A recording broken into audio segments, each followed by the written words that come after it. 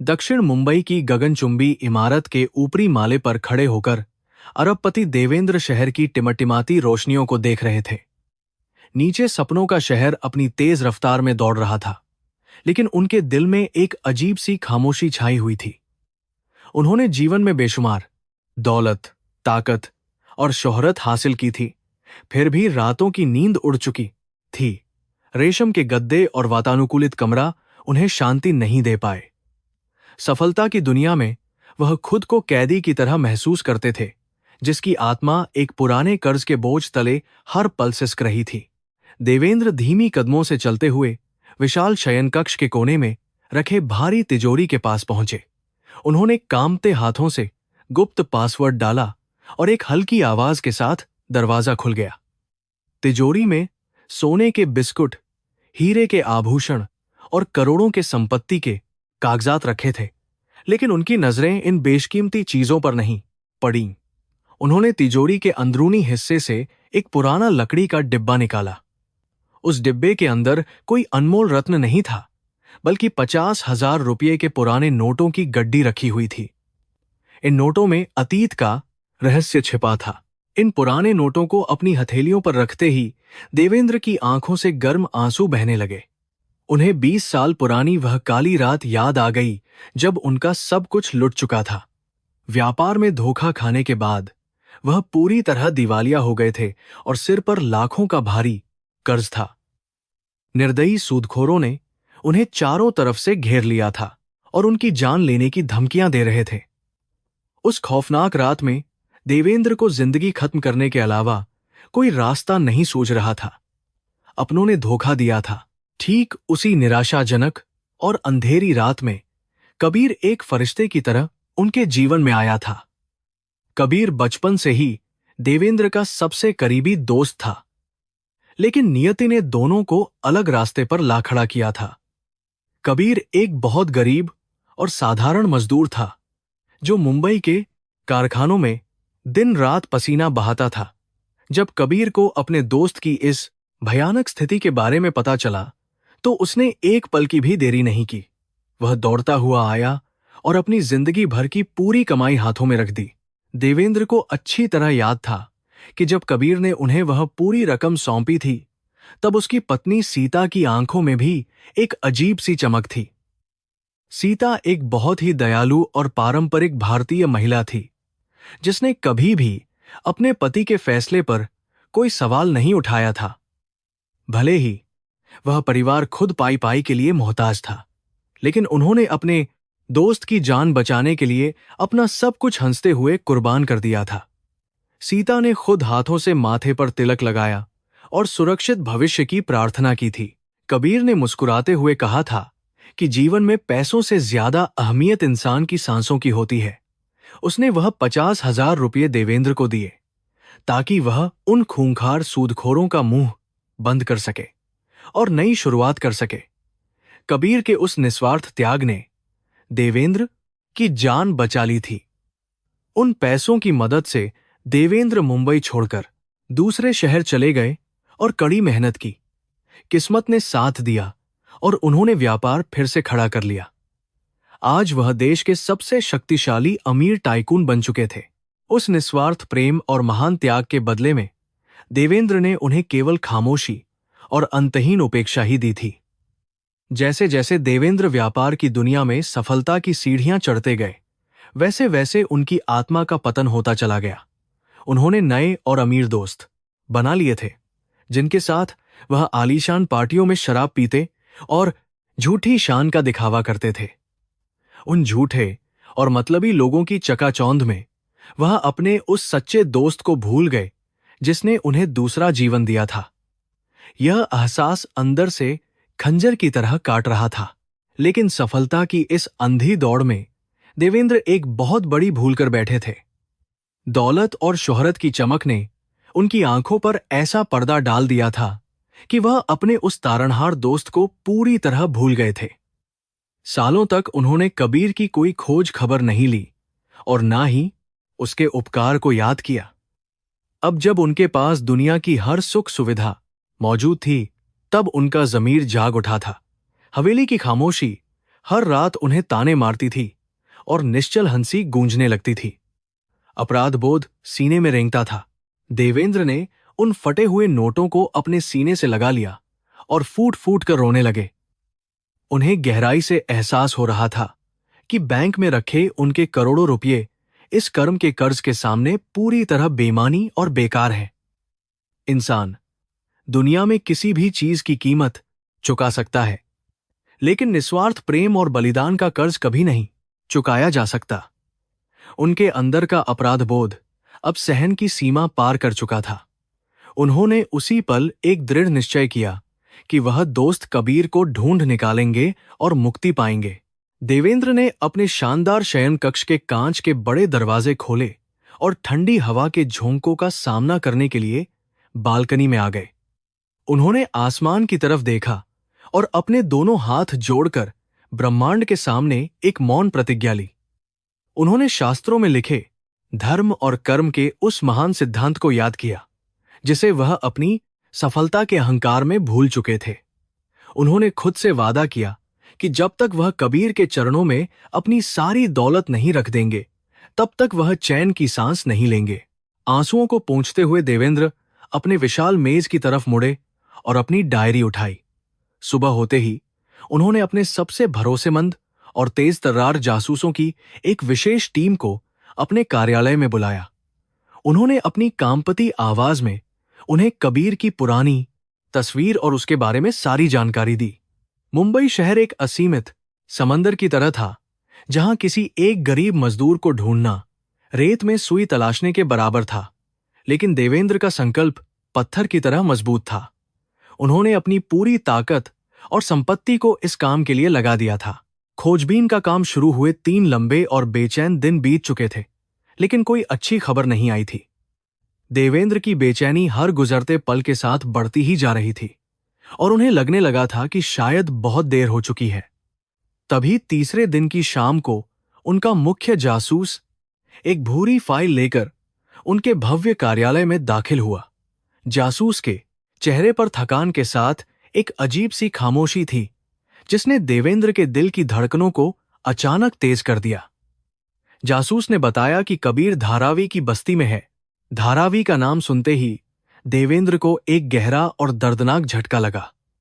Asia की सबसे बड़ी और घनी मलिन बस्ती, जहां इंसान और जानवर एक जैसी दयनीय स्थिति में जीने को मजबूर थे। देवेंद्र को विश्वास नहीं हो रहा था कि उनका तारणहार दोस्त इस नरक में अपना जीवन बिता रहा है। उन्होंने तुरंत ही अपने सचिव को बुलाया और अपनी रोल्स रॉयस कार तैयार करने का सीधा आदेश दे दिया। अपनी जेब में एक खाली चेक और 50,000 रुपये के नोटों की गड्डी रखते हुए वह उस दुनिया की तरफ निकल पड़े। रोल्स रॉयस की पिछली आरामदायक सीट पर बैठे हुए देवेंद्र खिड़की से बाहर मुंबई की जगमगाती सड़कों को खामोशी से देख रहे थे। उनके दिमाग में यादों का एक भयंकर तूफान पूरी ताकत से उबल रहा था, जो उन्हें शांति से बैठने नहीं दे रहा था। वह सोच रहे थे कि नियति का खेल भी कितना अजीब और क्रूर होता है। जिस इंसान ने अपना सब कुछ दांव पर लगाकर उनकी जिंदगी बचाई थी, वह आज भी उसी गरीबी के दलदल में ढंसा हुआ था, जबकि देवेंद्र उसी के पैसों की नींव पर महल खड़ा कर चुके थे। अपनी इस भयानक गलती को सुधारने के लिए देवेंद्र ने मन ही मन एक पक्का फैसला कर लिया था। वह कबीर को उस गंदी बस्ती से निकालकर हमेशा के लिए अपने आलीशान महल में ले आएंगे। वह उसे दुनिया की हर खुशी और हर सुख सुविधा देंगे, जिससे उसका बचा हुआ जीवन राजा की तरह गुजरे। देवेंद्र को यकीन था कि उनका धन और रुतबा कबीर के दर्द को पूरी तरह मिटा देगा, लेकिन उन्हें इस बात का बिल्कुल अंदाजा नहीं था कि तकदीर ने कुछ और ही सोच रखा था। कुछ ही देर के सफर के बाद उनकी चमचमाती और शाही कार धारावी के बाहरी संकरे किनारे पर आकर खामोशी से रुक गई। कार के रुकते ही देवेंद्र ने एक गहरी और ठंडी सांस ली और अपने धड़कते हुए दिल को शांत करने की पूरी कोशिश की। बाहर का डरावना और बदबूदार नजारा देखकर उनका मन बुरी तरह कांप उठा था, लेकिन अब पीछे हटने का कोई भी सवाल पैदा नहीं होता था। उन्होंने अपनी बंद मुट्ठी में कबीर का पता मजबूती से दबाया और गाड़ी का भारी दरवाजा खोलकर बाहर अपना पहला कदम रख दिया। देवेंद्र ने अपनी चमचमाती रोल्स रॉयस कार का भारी दरवाजा खोला और बाहर कदम रखा। धारावी की दूषित और दमघोंटू हवा ने तुरंत उनके चेहरे पर एक जोरदार तमाचा मारा। एक पल के लिए उन्हें सांस लेने में भयानक तकलीफ महसूस हुई, क्योंकि कचरे और खुले नालों की तीखी बदबू चारों तरफ फैली हुई थी। उनके चारों हट्टे कट्टे और हथियारों से लैस अंगरक्षक तुरंत कार से बाहर निकल आए और उन्हें चारों तरफ से घेर लिया। लेकिन देवेंद्र ने अपने कांपते हाथों को उठाते हुए उन्हें वहीं रुकने का सख्त और स्पष्ट आदेश दे दिया। उन्होंने अपने महंगे इतालवी चमड़े के जूतों से कीचड़ और गंदगी से भरी संकरी गली में प्रवेश किया। यह बस्ती किसी भूल भुलैया की तरह थी, जहां जंग लगी टिन की छतों और तिरपाल से बनी झोपड़ियां एक दूसरे के ऊपर खतरनाक तरीके से टिकी हुई थीं।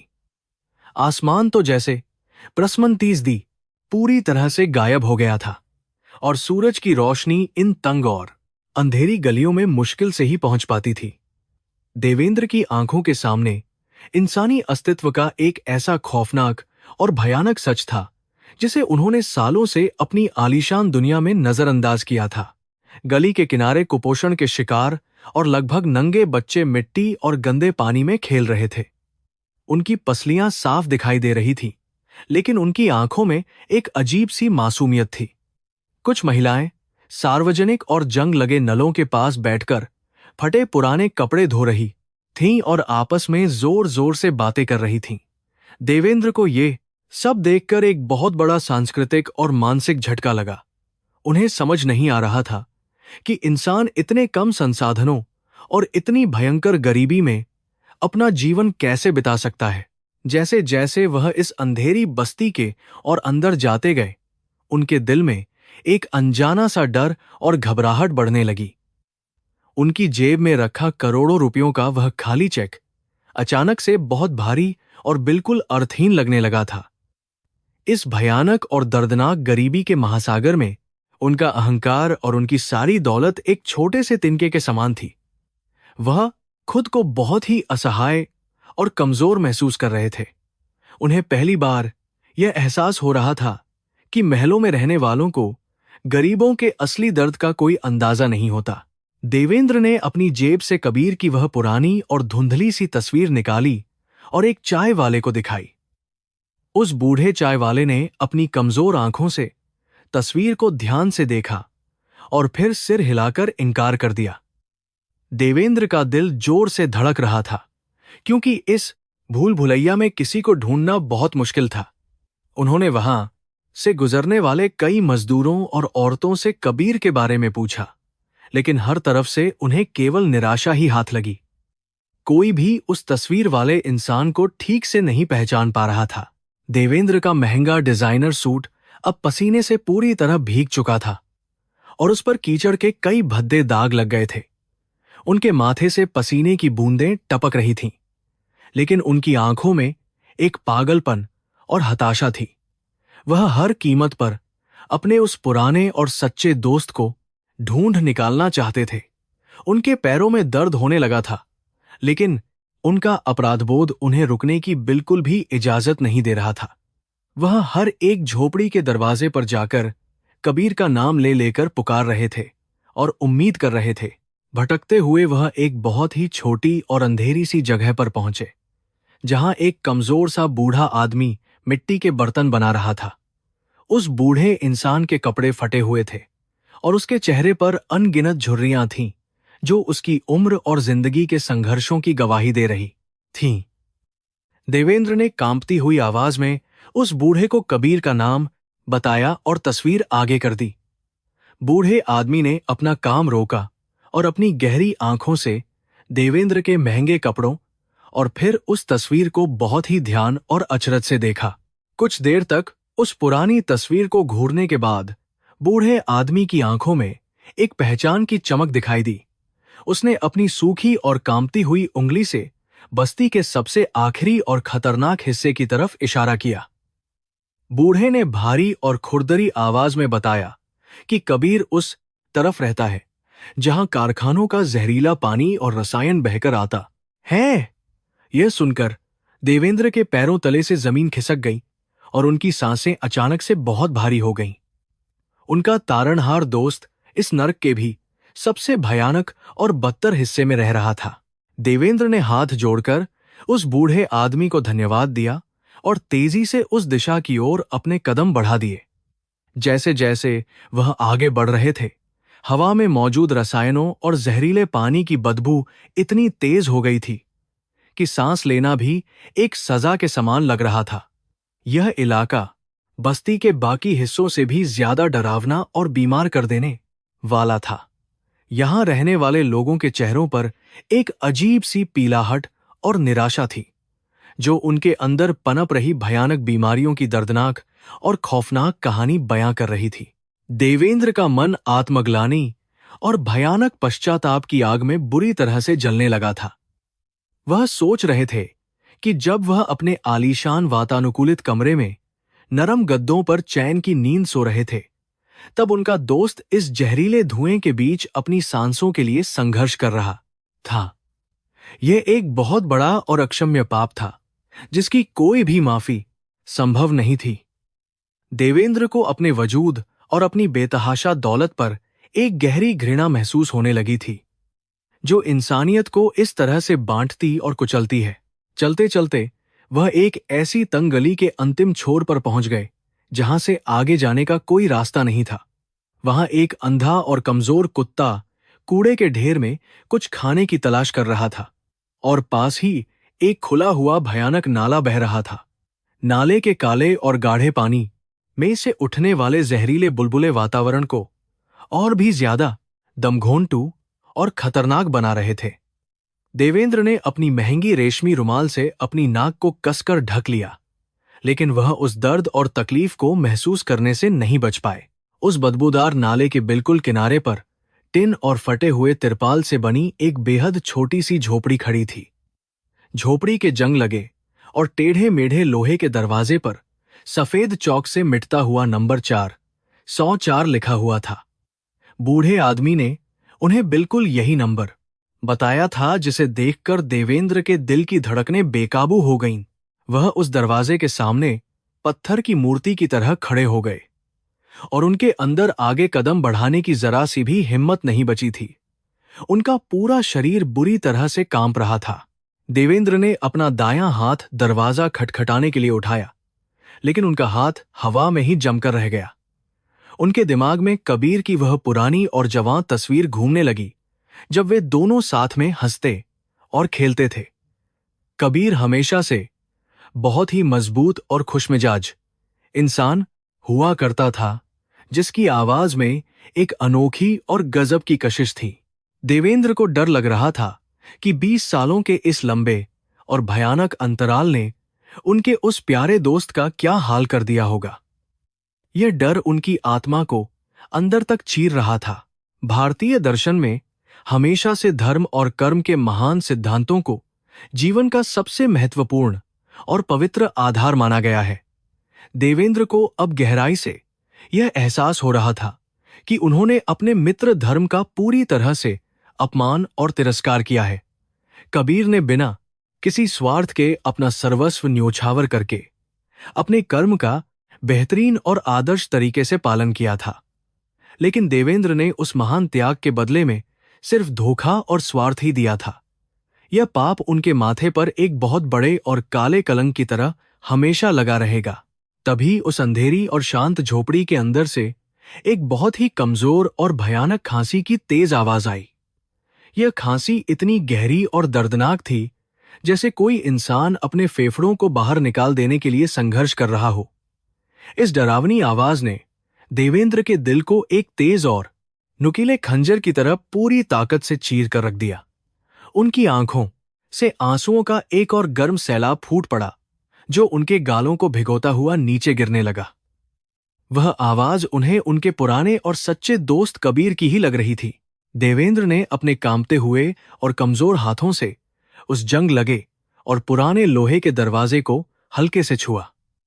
दरवाजा अंदर से बंद नहीं था और एक बहुत ही डरावनी चरमराहट की आवाज के साथ थोड़ा सा पीछे की तरफ खुल गया। झोपड़ी के अंदर भयानक और घना अंधेरा छाया हुआ था और बाहर की थोड़ी सी रोशनी अंदर जाकर एक अजीब सी परछाई बना रही थी। देवेंद्र ने अपनी दोनों आंखों को मलते हुए अंदर के उस डरावने दृश्य को साफ साफ देखने और समझने की पूरी कोशिश की, लेकिन उन्हें कुछ दिखाई नहीं दिया। धीरे धीरे उनकी आंखें उस घने अंधेरे की अभ्यस्त होने लगीं और उन्हें कोने में रखी एक टूटी हुई चारपाई दिखाई दी। उस पुरानी चारपाई पर एक बेहद कमजोर और हड्डियों का ढांचा बन चुका इंसान चुपचाप लेटा हुआ था। उस इंसान के शरीर पर एक मैली और फटी हुई धोती थी और उसकी सांसें बहुत ही तेज और असामान्य तरीके से चल रही थीं। कमरे में दवाओं और सीलन की एक अजीब सी और घुटन भरी महक थी, जो किसी भी इंसान को पल भर में बीमार और उदास करने के लिए पूरी तरह से काफी थी। देवेंद्र को अचानक अपना वह विशाल और आलीशान शयन कक्ष याद आ गया, जहां दुनिया की हर सुख सुविधा हर पल मौजूद रहती थी, और यहां उनका वह जीवनदाता दोस्त एक टूटी हुई खटिया पर अपनी अंतिम और दर्दनाक सांसें गिनने को पूरी तरह मजबूर था। यह असमानता और ये था क्रूर नियति देवेंद्र को अंदर ही अंदर किसी भयानक आग की तरह जला रही थी और राख कर रही थी। उन्होंने अपने होठों को कसकर काट लिया ताकि उनके रोने की तेज आवाज बाहर ना निकल सके। वह अपनी भावनाओं पर काबू पाने की पूरी और सख्त कोशिश कर रहे थे। उन्होंने एक लंबी और गहरी सांस ली और अपना पहला भारी कदम उस दर्दनाक और गरीब झोपड़ी के अंदर रख दिया। जमीन पूरी तरह से कच्ची और बहुत ही ज्यादा ऊबड़ खाबड़ थी, जिस पर उनके महंगे जूते एक अजीब सी और बेतुकी आवाज कर रहे थे। झोपड़ी की टिन की छत में कई जगह छेद थे, जहां से बारिश का पानी शायद सीधे अंदर गिरता होगा। दीवारें मिट्टी और गोबर से बनी हुई थीं, जो जगह जगह से टूटकर बिखर रही थीं। यह जगह किसी भी इंसान के रहने के लायक बिल्कुल भी नहीं थी। झोपड़ी के एक छोटे से और अंधेरे कोने में एक बहुत ही साधारण सा पूजा का स्थान बना हुआ था। वहां भगवान की एक पुरानी और धुंधली तस्वीर रखी हुई थी, जिसके सामने एक मिट्टी का दिया अपनी आखिरी सांसें गिन रहा था। इस भयानक और अंतहीन गरीबी के बीच भी उस इंसान की आस्था और उसका भगवान के प्रति विश्वास अभी तक पूरी तरह से जिंदा था।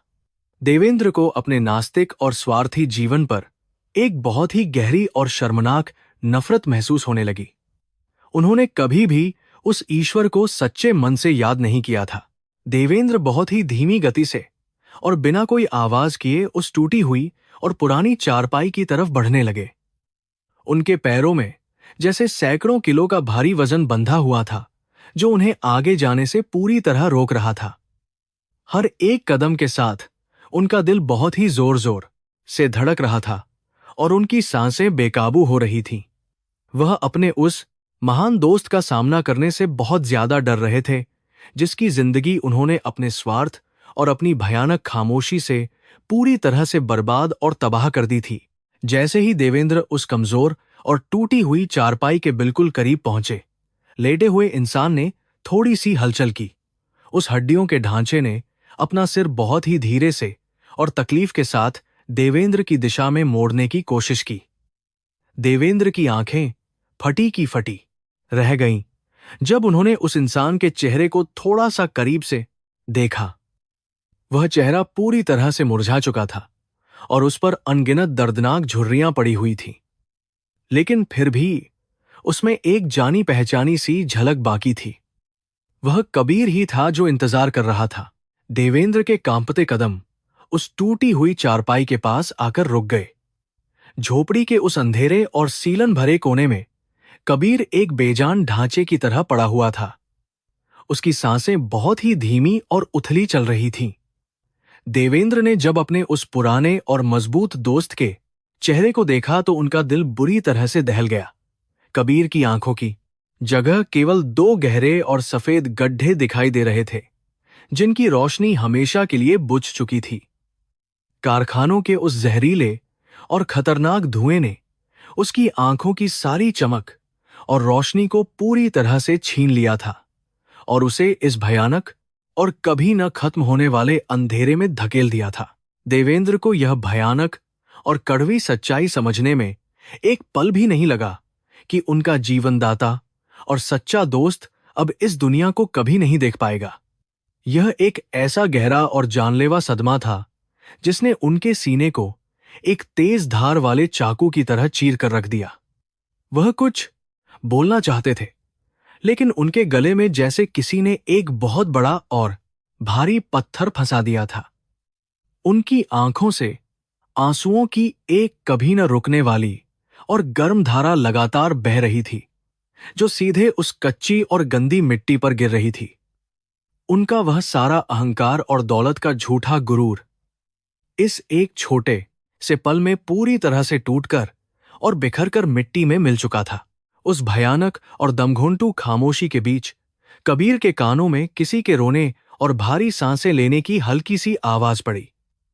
उसने अपनी उन सफेद और अंधी आंखों को उसी दिशा में घुमाया जहां से वह रोने की दर्दनाक आवाज आ रही थी। कबीर ने अपने सूखे और फटे हुए होठों को बहुत ही मुश्किल से हिलाते हुए एक कमजोर सी आवाज में पूछा कि वहां उस अंधेरे दरवाजे पर कौन खड़ा है। उसकी आवाज भले ही बहुत ज्यादा कमजोर और बीमार लग रही थी, लेकिन उसमें अभी भी वही पुराना और जाना पहचाना सा अपनापन पूरी तरह से मौजूद था। इस आवाज ने देवेंद्र के दिल की धड़कनों को एक पल के लिए पूरी तरह से रोक दिया था। अपने आंसुओं और सुबकियों पर बहुत ही मुश्किल से काबू पाते हुए देवेंद्र ने अपनी कांपती हुई और भारी आवाज में केवल एक ही शब्द कहा, और वह शब्द कबीर का नाम था। 20 सालों के इस लंबे और खौफनाक अंतराल के बाद इस गंदी और बदबूदार झोपड़ी में उस नाम की गूंज एक बहुत ही अजीब सी और दर्दनाक लहर पैदा कर रही थी। देवेंद्र के मुंह से अपना नाम सुनते ही कबीर का वह कमजोर और हड्डियों का ढांचा अचानक से बुरी तरह कांपने लगा।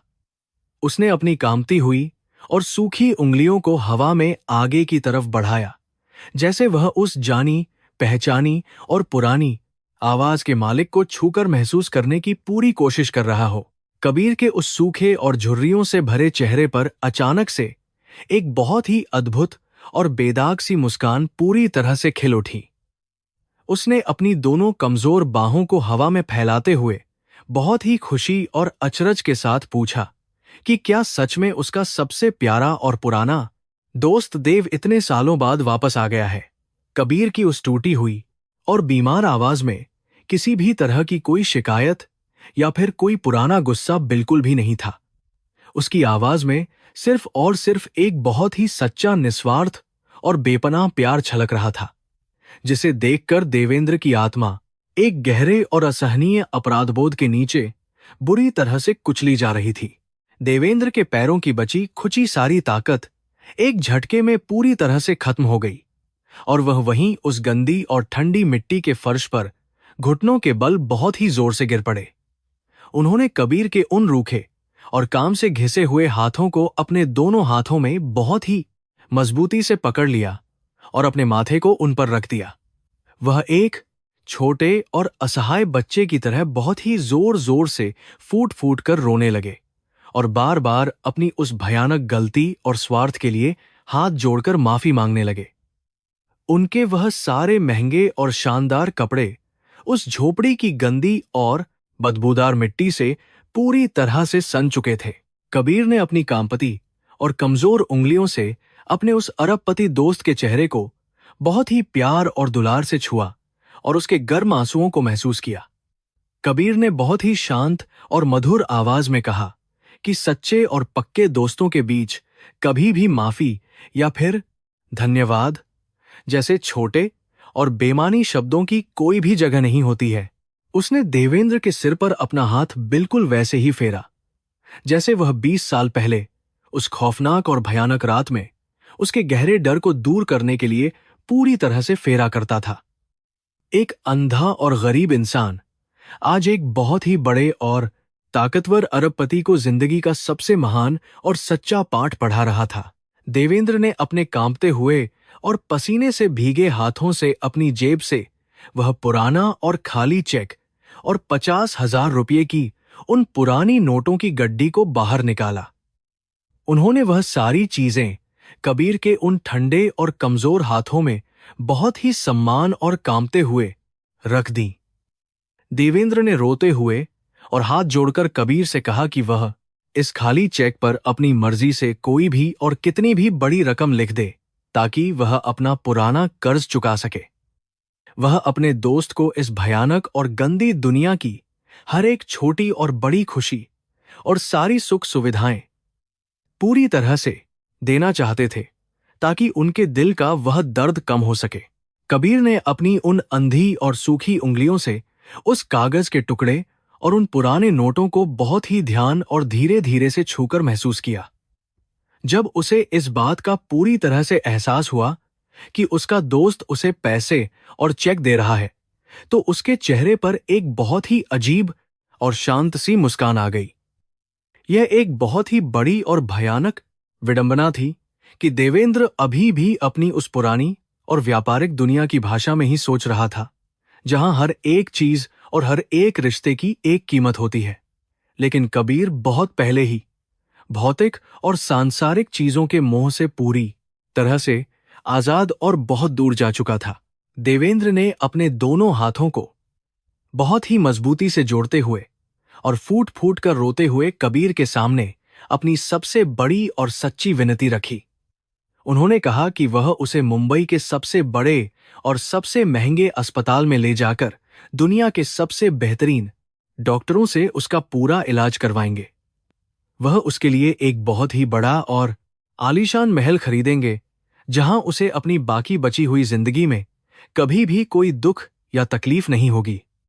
देवेंद्र अपने उस बेशुमार और असीमित धन की ताकत से बीते हुए उन 20 सालों की हर एक गलती और हर एक भयानक पाप को पूरी तरह से धो देना चाहते थे, जो उनकी आत्मा को हर पल खा रहे थे। कबीर ने बहुत ही खामोशी और शांति के साथ उस खाली चेक और उन पुराने नोटों की गड्डी को वापस देवेंद्र के कांपते हुए हाथों में बहुत ही धीरे से थमा दिया। उसने एक बहुत ही गहरी और लंबी सांस ली और मुस्कुराते हुए कहा कि यह सारा पैसा और यह दौलत अब उसके किसी भी काम के बिल्कुल भी नहीं है। कबीर ने बहुत ही शांत आवाज में देवेंद्र को समझाया कि दुनिया की कोई भी दौलत उसकी खोई हुई आंखों की रोशनी को वापस नहीं ला सकती है और न ही उसके मन को शांति दे सकती है। असली शांति और सुख इन कागजों के टुकड़ों में नहीं, बल्कि इंसान के अपने सच्चे और अच्छे कर्मों में हमेशा छिपी होती है। कबीर के इस महान और निस्वार्थ जवाब को सुनकर देवेंद्र पूरी तरह से सुन्न और हैरान रह गए और उनके मुंह से एक भी शब्द बाहर नहीं निकल पाया।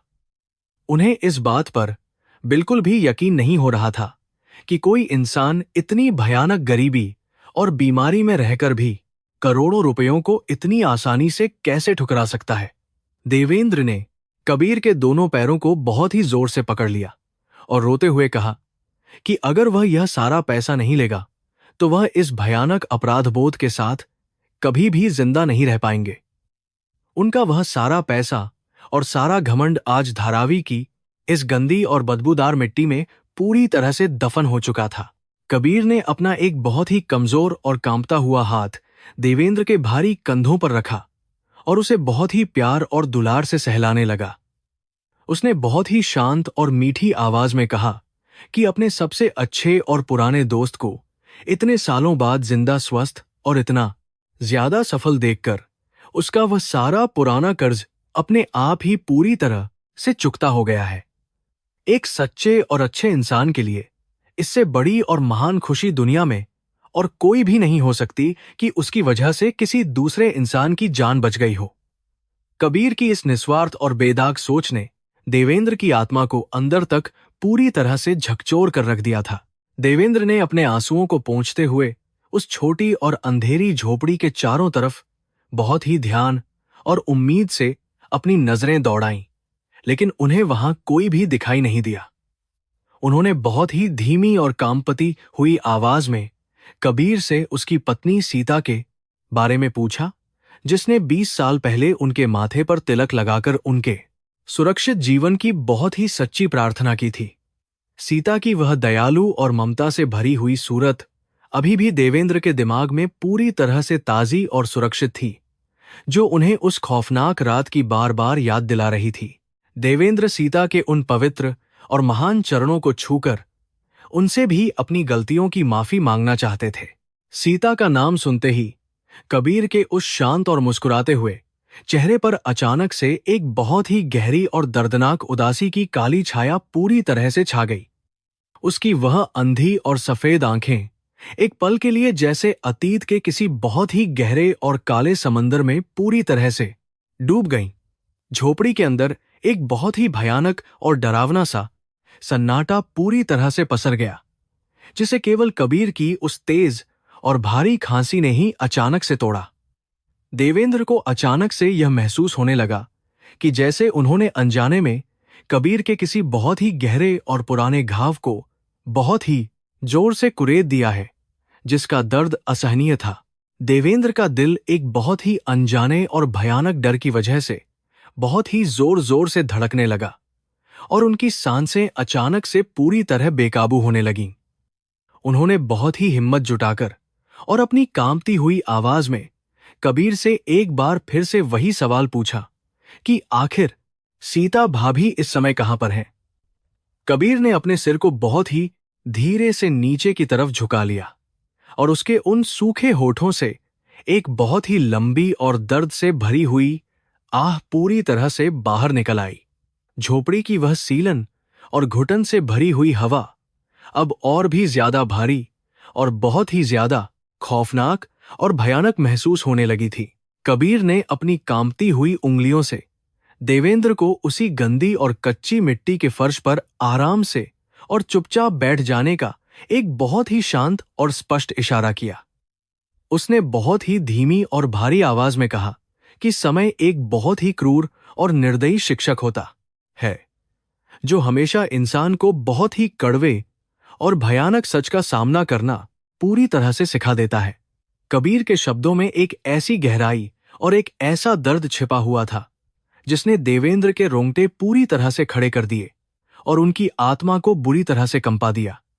उन्हें ऐसा लग रहा था जैसे कोई बहुत ही बड़ा और भयानक तूफान उनकी तरफ तेजी से बढ़ रहा है।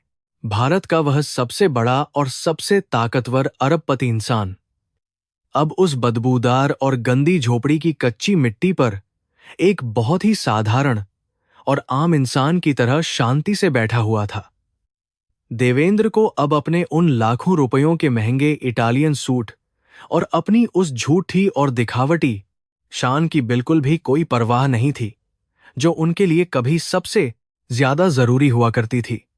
इस समय उनके लिए दुनिया की सबसे बड़ी और सबसे जरूरी चीज केवल उनके उस पुराने और सच्चे दोस्त की आवाज और उसके मुंह से निकलने वाला हर एक अनमोल और सच्चा शब्द ही था। यह एक बहुत ही अद्भुत और गहरा आध्यात्मिक परिवर्तन था, जो उनके अंदर धीरे धीरे हो रहा था। उस छोटी और अंधेरी झोपड़ी के ठीक बाहर धारावी की वह दर्दनाक और भयानक जिंदगी अपनी उसी पुरानी और खौफनाक रफ्तार से लगातार बिना रुके और बिना थके आगे की तरफ बढ़ रही थी। दूर से आती हुई भूखे और बीमार बच्चों के रोने की तेज आवाजें और उस जहरीले और पूरक काम करा जाए काले नाले के बहने की वह खौफनाक और डरावनी आवाजें माहौल को और भी ज्यादा उदास बना रही थीं। लेकिन उस टूटी हुई झोपड़ी के अंदर जैसे समय का वह पूरा पहिया एक ही जगह पर पूरी तरह से रुक गया था और वहां सिर्फ उन दोनों दोस्तों की भारी सांसें ही गूंज रही थीं।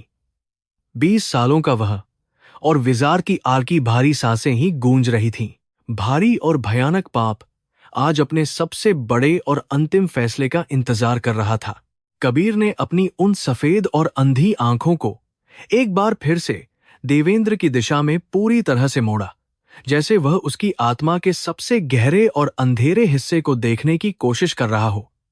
उसने अपने सूखे गले को बहुत ही मुश्किल से साफ किया और कहा कि आज वह दिन आखिरकार आ ही गया है, जब तुम्हें उन 50,000 रुपयों के पीछे छिपे हुए उस सबसे बड़े और भयानक सच के बारे में पूरी तरह से जान लेना चाहिए।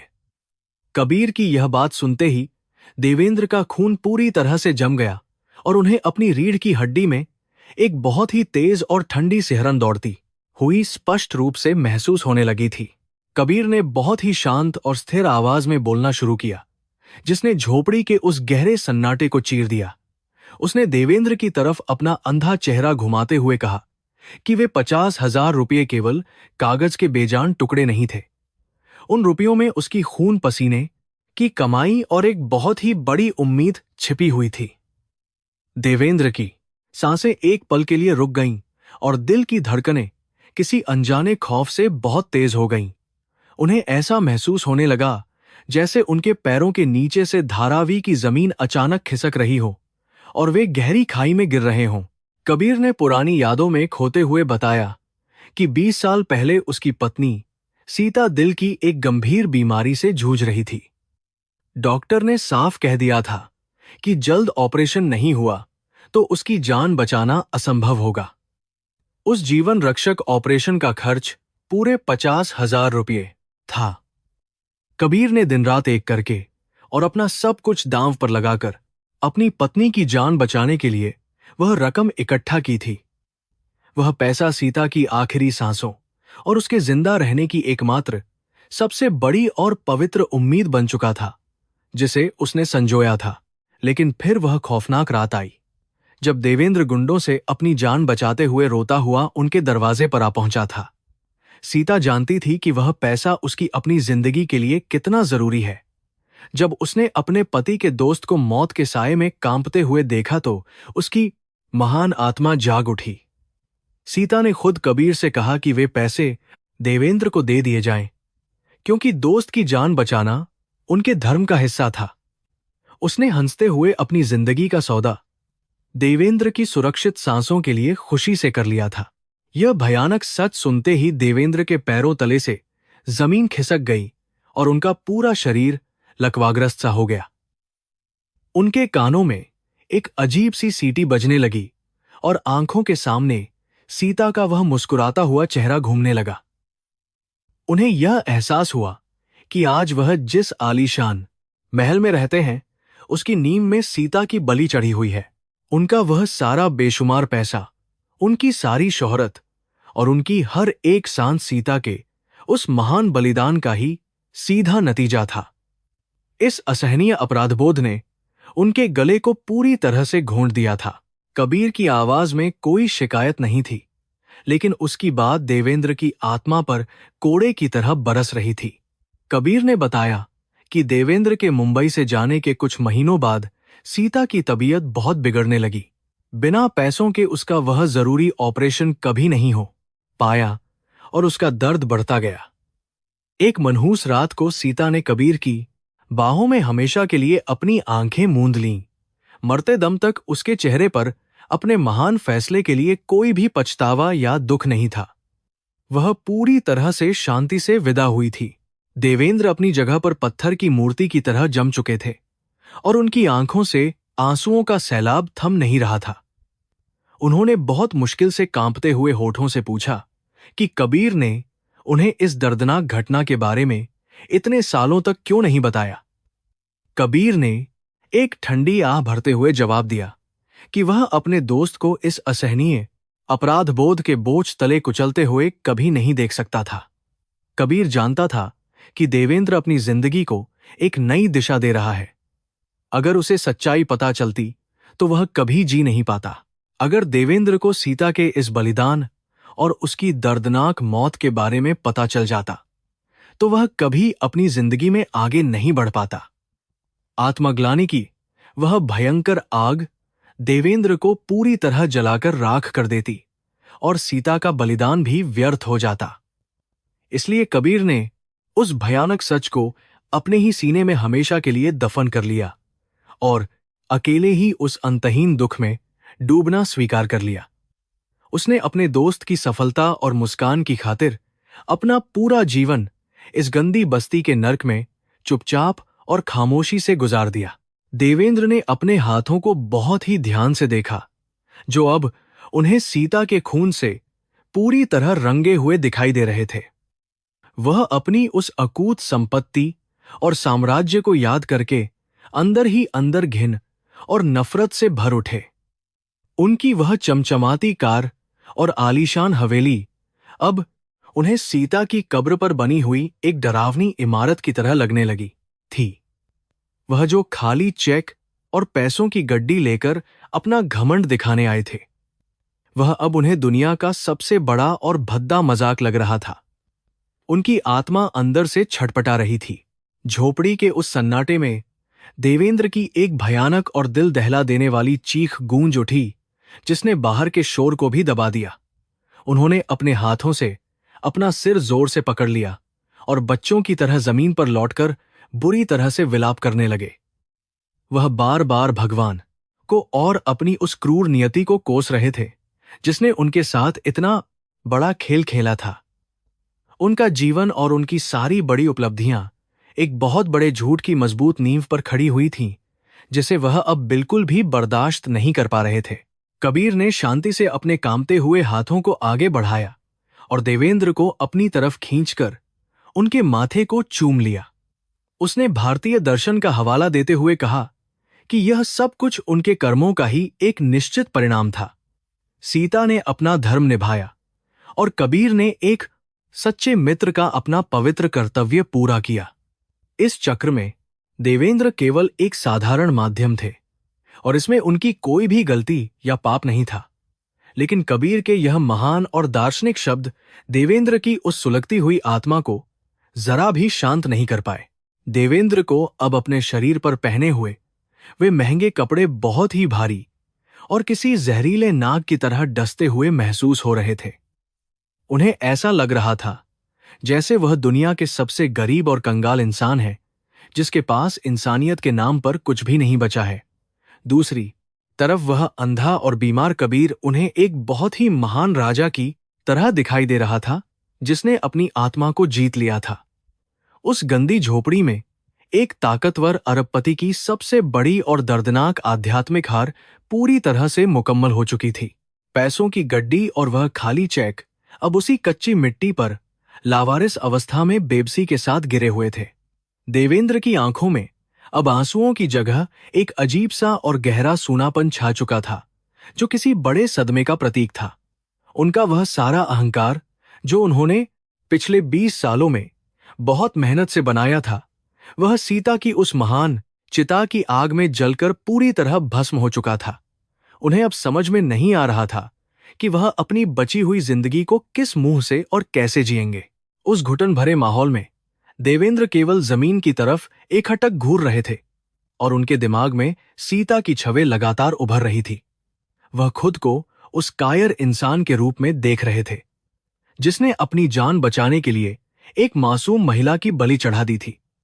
कबीर का यह कृत्य उनके लिए अब भगवान के अवतार से कम नहीं था, लेकिन यह एहसास उन्हें बहुत दर्द दे रहा था। इस सच्चाई ने पैसे की ताकत पर उनके विश्वास को जड़ से उखाड़ कर फेंक दिया था और उन्हें अंदर से बिल्कुल खोखला कर दिया था। झोपड़ी के बाहर धारावी की शोर भरी जिंदगी अभी भी चल रही थी, लेकिन देवेंद्र के लिए दुनिया खत्म हो चुकी थी। वह सोच रहे थे कि क्या उनकी कोई भी दौलत उस महिला की जान की कीमत चुका सकती है, जिसने अपना सब कुछ कुर्बान कर दिया। उनके मन में यही सवाल गूंज रहा था कि क्या वह कभी इस भयानक अपराधबोध से बाहर निकल पाएंगे या यह उन्हें हमेशा सताता रहेगा। कबीर की शांति और संतोष देखकर उनका दर्द और भी गहरा हो गया था, क्योंकि उन्होंने जीवन में कभी असली शांति का अनुभव नहीं किया था। देवेंद्र ने धीरे से अपना सिर उठाया और कबीर की उन अंधी आंखों में देखने की कोशिश की, जहां केवल एक शांत सागर था। उन्होंने महसूस किया कि सच्चा धन वह नहीं है जो बैंक खातों में जमा है, बल्कि वह है जो कबीर और सीता ने अपने महान कर्मों से कमाया था। अब उन्हें उस खाली चेक को देखकर अपने आप पर बहुत शर्म आ रही थी, क्योंकि वह बलिदान की कीमत रुपयों में आंक रहे थे। यह वह क्षण था जब एक अहंकारी अरबपति का पतन हो गया और एक सच्चे इंसान के जन्म की दर्दनाक प्रक्रिया शुरू हुई। जैसे ही कमरे में फिर से भारी खामोशी छा गई, कबीर ने लंबी सांस लेते हुए अपनी बात को खत्म किया। उसने कहा कि जो बीत गया वह ईश्वर की इच्छा थी और इंसान के हाथ में केवल कर्म करना होता है, जो सीता ने अच्छी तरह किया। देवेंद्र को अब समझ आ गया था कि उनका यह कर्ज कभी पैसों से नहीं चुकाया जा सकता, बल्कि इसके लिए उन्हें अपना जीवन समर्पित करना होगा। इस एक मुलाकात ने उनकी जिंदगी के मायने हमेशा के लिए बदल दिए थे। और अब वह पहले वाले घमंडी देवेंद्र बिल्कुल नहीं रह गए थे। तभी उस अंधेरी झोपड़ी के बाहर से किसी के छोटे और तेज कदमों की आवाज सुनाई दी, जो धीरे धीरे दरवाजे की तरफ बढ़ रही थी। देवेंद्र ने अपने आंसू पोंछते हुए उस टूटे हुए दरवाजे की तरफ देखा, जहां से रोशनी की एक किरण अंदर आ रही थी। उनके मन में ये एक अपनी देवेंद्र ने सवाल उठने लगा कि इस दुख और गरीबी से भरे हुए नर्क में अब कौन आ सकता है जो कबीर का सहारा हो। उनके दिल की धड़कनें एक बार फिर से तेज हो गईं और वह उस आने वाले इंसान को देखने के लिए पूरी तरह बेचैन हो उठे। यह कदमों की आहट उस बच्ची की थी जो स्कूल से वापस लौट रही थी और जिसके चेहरे पर सबसे पवित्र मुस्कान थी। वह बच्ची कबीर के जीवन की एकमात्र रोशनी थी, जो उसे इस भयानक अंधेरे में जीने की मजबूत वजह दे रही थी। देवेंद्र ने जब उस बच्ची को देखा तो उन्हें उसमें सीता की वही पुरानी और निस्वार्थ छवि दिखाई दी, जिसने उनके जीवन को बचाया था। उस बच्ची के कदमों ने देवेंद्र की जिंदगी में एक नई उम्मीद और बड़ी जिम्मेदारी का बीज बो दिया था, जिसका उन्हें अब पूरी ईमानदारी से पालन करना था। कबीर ने अपनी बेटी की कदमों की आवाज पहचान ली और उसके चेहरे पर एक सुकून भरी चमक छा गई।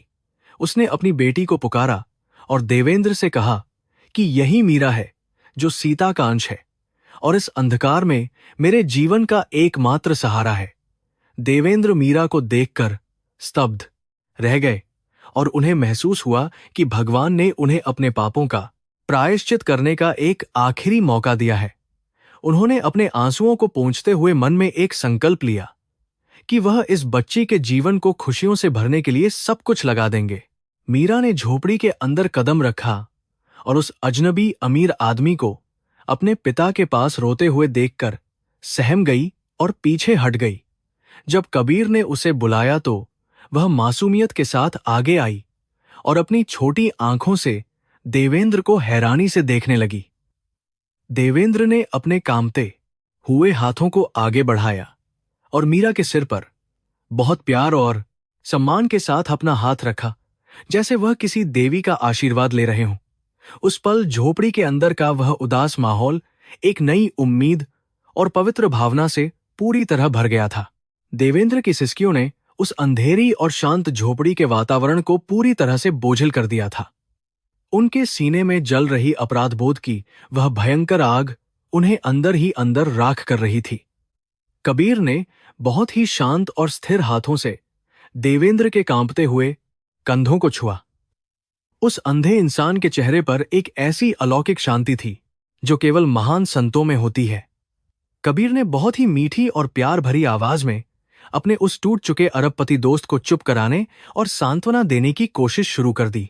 कबीर ने अपनी सफेद आंखों को छत की तरफ उठाते हुए भारतीय दर्शन के महान सिद्धांत कर्म और नियति की बात शुरू की।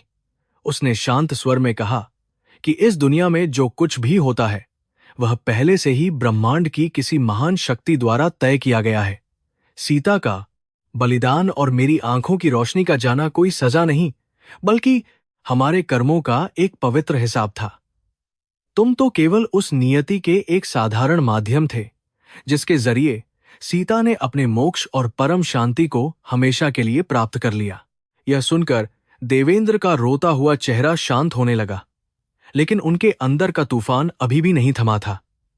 उन्हें यह बात बिल्कुल भी समझ नहीं आ रही थी कि कोई इंसान इतनी भयानक पीड़ा को नियति का नाम देकर इतनी आसानी से कैसे स्वीकार कर सकता है। उनके व्यापारी दिमाग के लिए यह निस्वार्थ त्याग और गहरा आध्यात्मिक दर्शन बहुत ही ज्यादा जटिल और पूरी तरह से समझ से परे था। वह हमेशा से मानते आए थे कि पैसे और ताकत से दुनिया की हर एक चीज और हर इंसान की नियति को खरीदा जा सकता है। कबीर ने अपनी बात को आगे बढ़ाते हुए कहा कि जब इंसान इच्छाओं और भौतिक सुखों के लालच को छोड़ देता है, तभी उसे सच्ची शांति मिलती है। उसने देवेंद्र को समझाया कि तुम्हारे पास मौजूद करोड़ों रुपये और वह आलीशान महल तुम्हें कभी भी वह सुकून नहीं दे सकते जो मैंने इस टूटी हुई झोपड़ी में महसूस किया है। धन इंसान को हमेशा एक अदृश्य जंजीर में बांध कर रखता है, जबकि निस्वार्थ प्रेम और बलिदान आत्मा को पूरी तरह से स्वतंत्र बना देता है। सीता ने अपना शरीर छोड़ा, लेकिन उसकी महान आत्मा हमेशा के लिए अमर हो गई। देवेंद्र ने कबीर के उन महान शब्दों को सुना और उन्हें अपने आलीशान लेकिन खोखले जीवन की पूरी सच्चाई एक झटके में साफ दिखाई देने लगी। उन्होंने उन तमाम रातों को याद किया जब वह मखमली गद्दों पर करवटें बदलते हुए नींद के लिए तरसते थे और तनाव कम करने के लिए शराब पीते थे। उनकी सारी दौलत और स्वार्थी दोस्त उनके जीवन में केवल एक बहुत बड़ा और झूठा दिखावा मात्र ही थे। आज धारावी की इस बदबूदार बस्ती में एक गरीब अंधे इंसान ने उनके अहंकार को पूरी तरह से तोड़कर हमेशा के लिए चकनाचूर कर दिया था। झोपड़ी के बाहर से आती हुई उन छोटी और तेज कदमों की आहट अब बिल्कुल पास आ चुकी थी और दरवाजा पूरी तरह से खुल गया।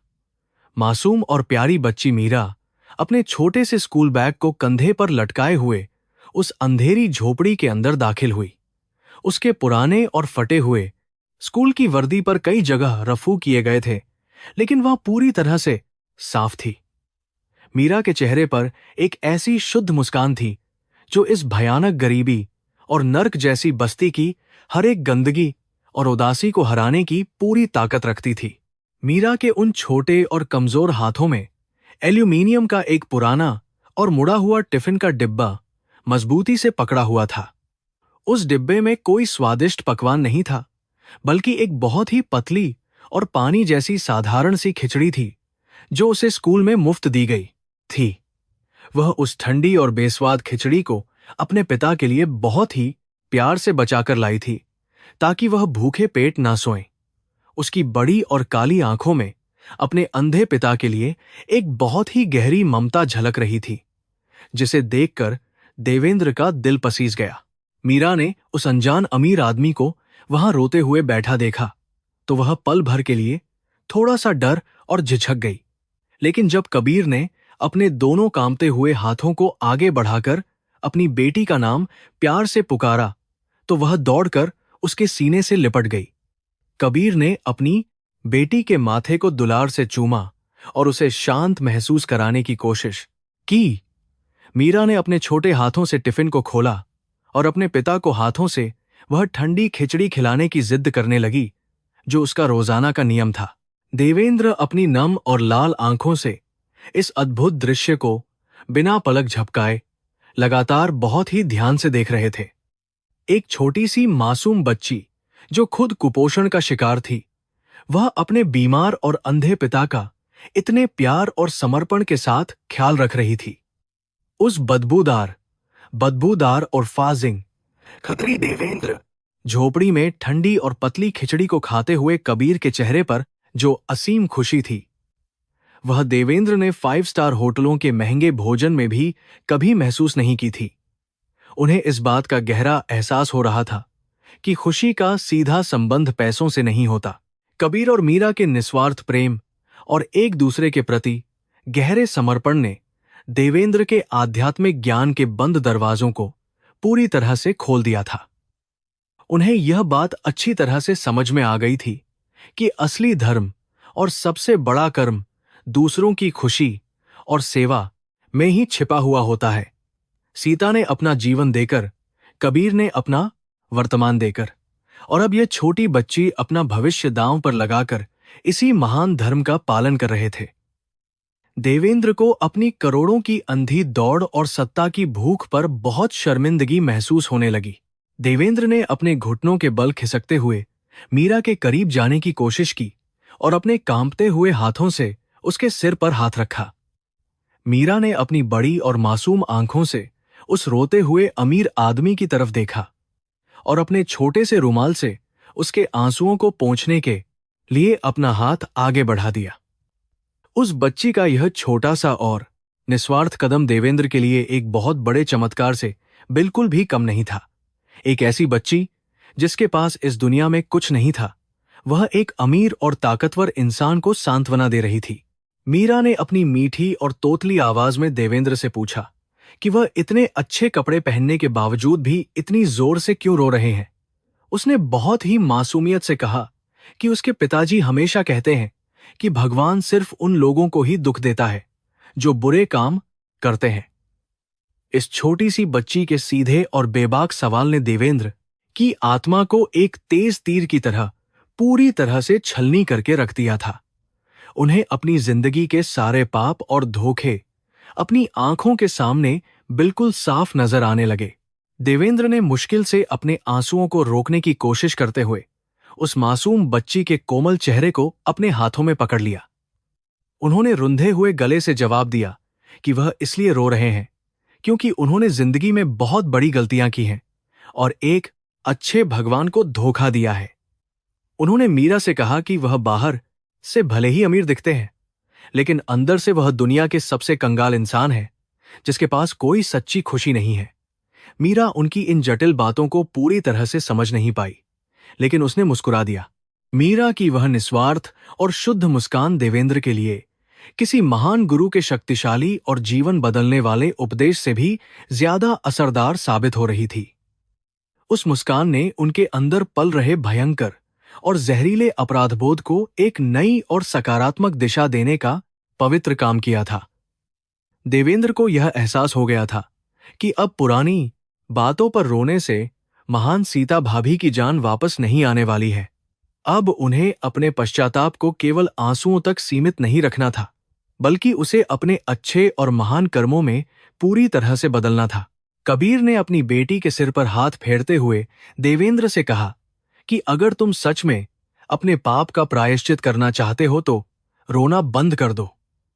उसने कहा कि तुम अपने असीमित धन का सही इस्तेमाल दुनिया के गरीबों और बेसहारा लोगों के दुख दूर करने में करो, जो आज भी मर रहे हैं। असली धर्म मंदिरों में जाकर पैसे चढ़ाना नहीं है, बल्कि किसी भूखे इंसान के चेहरे पर सच्ची मुस्कान लाना ही ईश्वर की सबसे बड़ी पूजा है। कबीर के इन शब्दों ने देवेंद्र के जीवन के लक्ष्य को पूरी तरह से पलट दिया था। झोपड़ी के बाहर का दूषित वातावरण अब देवेंद्र को उतना भयानक और डरावना बिल्कुल नहीं लग रहा था जितना कुछ घंटों पहले लगा था। अब वह कचरे और गंदगी के ढेरों में भी इंसानी संघर्ष की एक सच्ची और मजबूत कहानी को आसानी से पढ़ पा रहे थे। उन्हें उस बहते हुए काले नाले की बदबू के पीछे धारावी के अनगिनत गरीब लोगों के पसीने की पवित्र महक पूरी तरह से महसूस होने लगी थी। उनकी दृष्टि और सोचने का तरीका पूरी तरह बदल चुका था और वह एक नई और शुद्ध आत्मा के साथ दूसरा जन्म ले रहे थे। उन्होंने अपने मन में दृढ़ निश्चय कर लिया था कि वह अपनी बाकी बची जिंदगी केवल बैंक के खातों को भरने और झूठा रुतबा बढ़ाने में बिल्कुल बर्बाद नहीं करेंगे। वह अपने पूरे व्यापारिक साम्राज्य और बेतहाशा दौलत का इस्तेमाल धारावी जैसी गरीब बस्तियों की तकदीर बदलने के लिए करेंगे। वह मीरा जैसी हजारों मासूम बच्चियों के लिए आधुनिक स्कूल और बड़े अस्पताल बनवाएंगे ताकि कोई भी दूसरी सीता बिना सही इलाज के कभी भी अपनी जान ना गंवाए। यह उनके जीवन का सबसे बड़ा और पवित्र संकल्प बन चुका था जिसे वह हर कीमत पर हमेशा पूरा करना चाहते थे। कर्म और नियति के महान भारतीय दर्शन ने देवेंद्र के अशांत और विचलित मन को एक बहुत ही गहरी सांत्वना प्रदान की थी। उन्हें समझ आ गया था कि जीवन और मृत्यु भगवान के हाथ में है, लेकिन हमारे अच्छे कर्म ही हमें इस दुनिया में हमेशा जिंदा रखते हैं। सीता का वह महान और निस्वार्थ बलिदान कभी भी व्यर्थ नहीं जाएगा, बल्कि वह अब हजारों गरीब और बीमार लोगों की जान बचाने का एक बड़ा कारण बनेगा। कबीर के अंधेरे जीवन ने देवेंद्र के अंधकार से भरे मन में ज्ञान का एक बहुत ही तेज और अद्भुत दीपक जला दिया था। देवेंद्र ने जमीन पर पड़े हुए अपने खाली चेक और 50,000 रुपये के उन पुराने नोटों को बहुत ही ध्यान और सम्मान के साथ उठा लिया। अब उन्हें यह पैसे किसी पुराने कर्ज को चुकाने का साधन बिल्कुल भी नहीं लग रहे थे, बल्कि यह उनके जीवन को बदलने वाला एक पवित्र आशीर्वाद बन चुके थे। उन्होंने उन पुराने नोटों को अपने माथे से लगाया और उन्हें वापस अपनी जेब में बहुत संभाल कर रख लिया, क्योंकि वे सीता की महान यादों का कीमती हिस्सा थे। वह चेक अब उनके नए जीवन की शुरुआत का सबसे बड़ा गवाह बनने वाला था। उस छोटी और अंधेरी झोपड़ी में बिताए गए चंद घंटों ने देवेंद्र को वह सब कुछ सिखा दिया था जो दुनिया की सबसे महंगी किताबें भी उन्हें कभी नहीं सिखा सकती थीं। गरीबी और दुख के उस भयानक समुद्र के बीच रहकर भी कबीर और मीरा ने जिस असीम शांति का अनुभव किया था, वह किसी भी महान राजा के पास भी नहीं होती। देवेंद्र अब एक बदला हुआ और पूरी तरह से नया इंसान बन चुके थे, जिनकी आत्मा भौतिक और स्वार्थी दुनिया के लालच से आजाद हो चुकी थी। उनका नया और पवित्र सफर अब सच में शुरू होने वाला था। देवेंद्र ने अपने आंसुओं को पोंछते हुए कबीर के सामने हाथ जोड़े और एक बहुत ही भावुक प्रस्ताव रखा। उन्होंने भरे हुए गले से कहा कि कबीर और मीरा को अब इस नर्क जैसी धारावी बस्ती में एक पल भी रुकने की कोई जरूरत नहीं है। वह उन दोनों को अपने साथ अपने उस आलीशान और विशाल महल में ले जाना चाहते हैं, जहां दुनिया की हर एक सुख सुविधा मौजूद है। देवेंद्र ने वादा किया कि कबीर के इलाज के लिए दुनिया के सबसे अच्छे डॉक्टर मौजूद होंगे और मीरा को शहर के सबसे महंगे और बेहतरीन स्कूल में पढ़ने का पूरा मौका मिलेगा। देवेंद्र ने अपनी बात को आगे बढ़ाते हुए कहा कि उनके उस विशाल महल में दर्जनों नौकर दिन रात उनकी सेवा में खड़े रहेंगे। उन्हें कहीं भी जाने के लिए महंगी और वातानुकूलित गाड़ियां हमेशा दरवाजे पर पूरी तरह से तैयार मिलेंगी। कबीर को अब कभी भी जहरीले कारखाने में काम करने या फिर भूखे पेट सोने की कोई जरूरत नहीं पड़ेगी। देवेंद्र अपने उस अथाह और बेहिसाब धन से इन दोनों की जिंदगी को एक खूबसूरत जन्नत में बदल देना चाहते थे, ताकि उनके सीने में जल रही वह भयानक आत्मग्लानि हमेशा के लिए शांत हो सके। देवेंद्र के इस बड़े और लुभावने प्रस्ताव को सुनकर उस अंधेरी झोपड़ी में एक पल के लिए भारी सन्नाटा छा गया। कबीर के उस झुर्रियों से भरे और थके हुए चेहरे पर किसी भी तरह का कोई लालच या खुशी का भाव बिल्कुल भी नहीं था। उसने अपनी सफेद और अंधी आंखों को देवेंद्र की तरफ किया और बहुत ही हल्की और शांत सी मुस्कान के साथ अपना सिरना में हिला दिया। कबीर ने बहुत ही धीमी लेकिन दृढ़ आवाज में कहा कि यह आलीशान महल और सुख सुविधाएं उसके लिए अब किसी भी काम की नहीं रह गई हैं। कबीर ने अपनी कांपती उंगलियों से उस कच्ची मिट्टी को छुआ और कहा कि इस टूटी हुई झोपड़ी में उसकी पत्नी सीता की अनगिनत पवित्र यादें हमेशा के लिए बसी हुई हैं। यह जगह उसके लिए किसी भी संगमरमर के आलीशान महल से कई गुना ज्यादा कीमती और सुकून देने वाली है। उसने कहा कि सीता ने इसी फर्श पर अपनी आखिरी सांसें ली थीं, इसलिए यह मिट्टी उसके लिए एक महान मंदिर के समान बन चुकी है। कबीर अपनी बची हुई जिंदगी केवल इसी झोपड़ी की पुरानी और पवित्र यादों के सहारे शांति से बिताना चाहता था।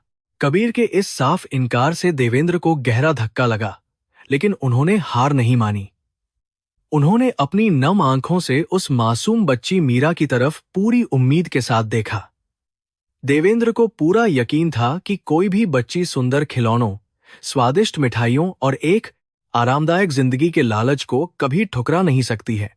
उन्होंने मीरा के छोटे हाथों को अपने हाथों में लेते हुए कहा कि वह उसे राजकुमारी की तरह रखेंगे और उसके लिए दुनिया की हर एक खुशी लाएंगे। देवेंद्र को लगा कि मीरा की वजह से कबीर उनका यह प्रस्ताव जरूर मान लेगा, लेकिन उस छोटी और कुपोषित बच्ची का जवाब सुनकर भारत के उस ताकतवर अरबपति के पैरों तले से जमीन पूरी तरह खिसक गई।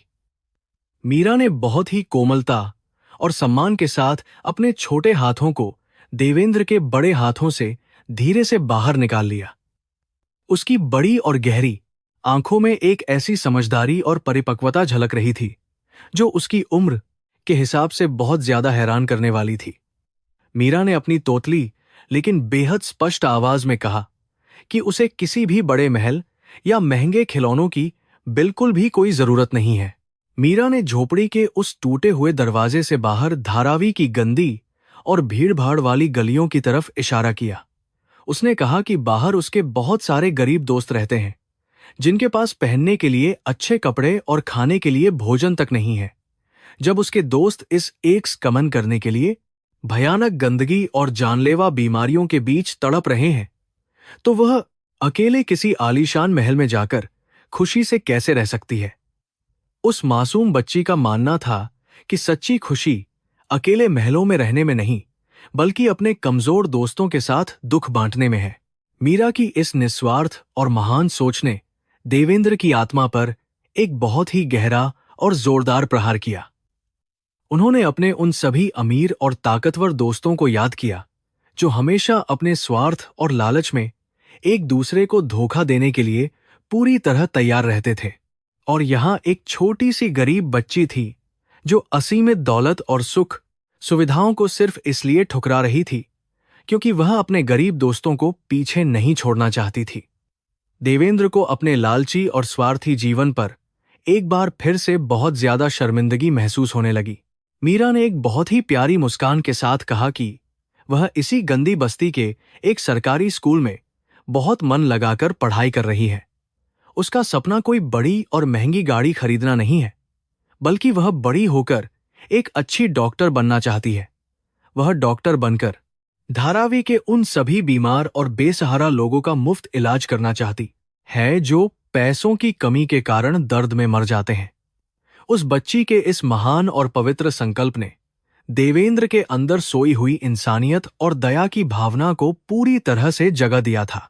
देवेंद्र को अब यह बात पूरी तरह से और गहराई के साथ समझ में आ गई थी कि कर्मों का यह महान कर्ज केवल कागजी रुपयों या फिर किसी महंगे घर से कभी नहीं चुकाया जा सकता है। कबीर और सीता का वह निस्वार्थ बलिदान किसी भी साधारण व्यापारिक लेन देन से बहुत ऊपर की और बेहद पवित्र चीज थी। धन और दौलत इंसान की सांसारिक जरूरतों को तो आसानी से पूरा कर सकते हैं, लेकिन वे आत्मा की सच्ची शांति और मोक्ष को कभी नहीं खरीद सकते। देवेंद्र का सारा अहंकार अब पूरी तरह से खत्म हो चुका था। उस बदबूदार और अंधेरी झोपड़ी में बैठे हुए देवेंद्र को अपने जीवन में पहली बार एक अजीब सी और सच्ची आध्यात्मिक आजादी का स्पष्ट अनुभव हो रहा था। इतने सालों से उनके सीने पर रखा हुआ वह भारी अपराध बोध अब एक बहुत ही सुंदर और महान उद्देश्य में पूरी तरह से बदल रहा था। उन्हें लगने लगा था कि भगवान ने उन्हें यह बेशुमार दौलत सिर्फ अपने लिए महल बनाने के लिए नहीं, बल्कि इन गरीबों के दुख दूर करने के लिए दी है। उनकी आंखों में अब दुख के नहीं, बल्कि एक नई प्रेरणा के और सच्चे आंसू थे। देवेंद्र ने कबीर के उस अंधे लेकिन पूरी तरह से शांत और संतुष्ट चेहरे की तरफ बहुत गहरे सम्मान और असीम श्रद्धा के साथ देखा।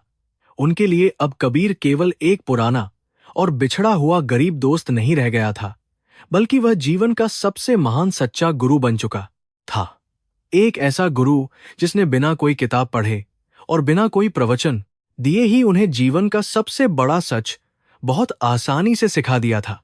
देवेंद्र ने अपने दोनों हाथ जोड़कर कबीर के सामने एक बार फिर से अपना सिर पूरी तरह से झुका दिया। उन्होंने कबीर और मीरा पर अपने साथ उस महल में चलने के लिए दबाव डालना पूरी तरह से बंद कर दिया। देवेंद्र को यह बात अच्छी तरह से समझ में आ गई थी कि इन दोनों की आत्माएं इस गंदी बस्ती में रहकर भी उनके उस महलों वाले जीवन से कई गुना ज्यादा पवित्र और स्वतंत्र हैं। वह कबीर को उसकी खूबसूरत यादों से और मीरा को उसके उन महान सपनों से बिल्कुल भी दूर नहीं करना चाहते थे।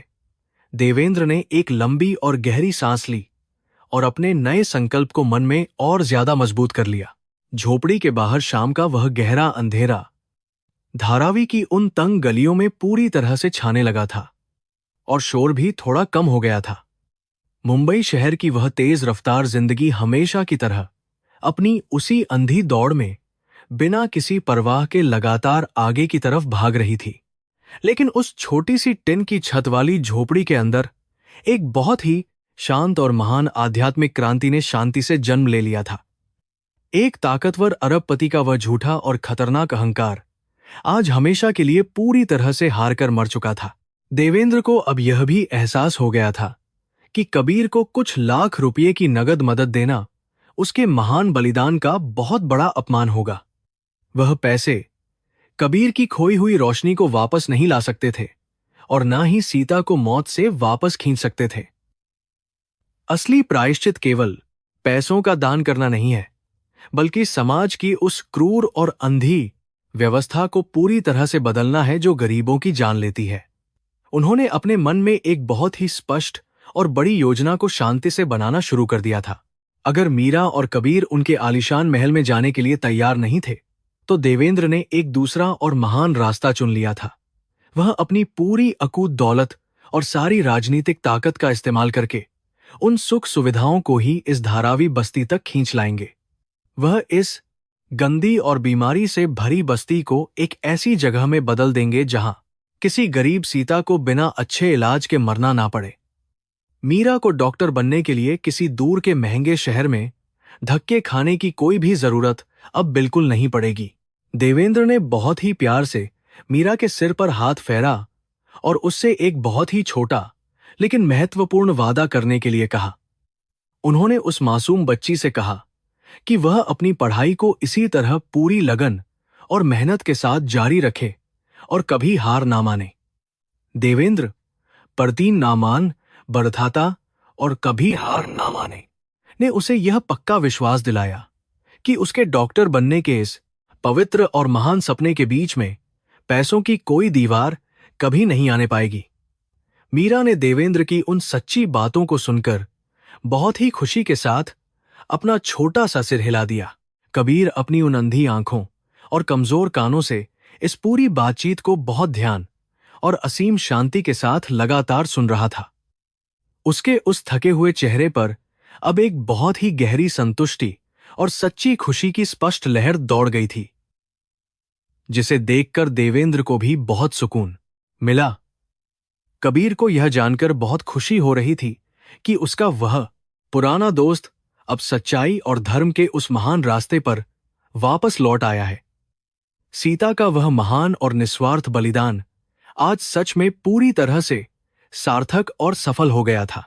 झोपड़ी से वापस जाने का वह भारी समय अब धीरे धीरे करीब आ चुका था, लेकिन देवेंद्र का मन वहां से जाने का बिल्कुल नहीं कर रहा था। उन्होंने जाने से पहले अपने दोनों घुटनों को जमीन पर टेका और कबीर के उन कमजोर और धूल से भरे हुए पैरों को अपने हाथों से मजबूती से पकड़ लिया। भारत के उस ताकतवर और अमीर इंसान ने अपना सिर एक गरीब मजदूर के पैरों पर रखकर उसे अपना सबसे सच्चा भगवान मान लिया था। यह दृश्य भारतीय संस्कृति और गहरे संस्कारों की सबसे खूबसूरत और पवित्र तस्वीर थी। कबीर ने अपने कांपते हुए और ठंडे हाथों को देवेंद्र के सिर पर रखा और उसे अपने सच्चे दिल से एक बहुत ही महान आशीर्वाद दिया। उसने कहा कि ईश्वर तुम्हें तुम्हारे इस नए और पवित्र रास्ते पर चलने की असीम ताकत दे, ताकि तुम हजारों गरीबों की जिंदगी को बदल सको। वह पुराना कर्ज जो 20 सालों से देवेंद्र की आत्मा को कुचल रहा था, वह आज हमेशा के लिए खत्म हो चुका था। लेकिन इंसानियत और धर्म की सेवा का एक बहुत ही नया और पवित्र सफर आज इसी झोपड़ी से अभी अभी शुरू हुआ था। देवेंद्र जब कबीर के पैरों से अपना माथा टेककर वापस खड़े हुए, तो उनके महंगे कपड़ों पर उस गंदी झोपड़ी की कच्ची मिट्टी पूरी तरह से लग चुकी थी। लेकिन बाहरी रूप से गंदे दिखने वाले देवेंद्र की आत्मा आज जीवन में पहली बार पूरी तरह से साफ और एक सफेद कमल की तरह बेदाग हो चुकी थी। उन्होंने अपनी जेब में रखे उन पुराने नोटों को एक बार फिर से छुआ और अपनी आंखों में एक नई चमक के साथ दरवाजे की तरफ देखा। उन्हें अब अपने आलीशान महल की नहीं, बल्कि अपने नए कर्मक्षेत्र की ज्यादा जरूरत थी। जैसे ही देवेंद्र ने उस अंधेरी और टूटी हुई झोपड़ी के दरवाजे से बाहर अपना पहला कदम रखा, उन्हें बाहर की वह बदबूदार हवा अब बिल्कुल भी बुरी नहीं लगी। धारावी की वे संकरी और कीचड़ से भरी हुई गलियां अब उन्हें किसी नरक का रास्ता नहीं, बल्कि उनके जीवन की सबसे पवित्र तीर्थयात्रा का नया मार्ग लग रही थीं। उनके इंतजार में बाहर खड़े उन महंगे और हथियारों से लैस अंगरक्षकों को बिल्कुल भी इस बात का अंदाजा नहीं था कि उनका मालिक अब पूरी तरह से बदल चुका है। एक नया और दयालु देवेंद्र जन्म ले चुका था। देवेंद्र जब धारावी की उन संकरी और बदबूदार गलियों से बाहर निकलकर अपनी चमचमाती कार के पास वापस पहुंचे, तो उनके अंगरक्षक हैरान रह गए थे। उनके महंगे और शानदार सूट पर कीचड़ के कई गहरे दाग लग चुके थे और उनका चेहरा आंसुओं से भीगा हुआ था। लेकिन उनकी आंखों में अब वह पुरानी उदासी बिल्कुल नहीं थी, बल्कि एक नई और पवित्र चमक आ चुकी थी। वह एक ऐसा इंसान बन चुके थे जिसने अपना सारा घमंड और झूठा अहंकार उसी गंदी बस्ती की टूटी झोपड़ी में दफन कर दिया था। उनका हृदय पूरी तरह से बदल चुका था।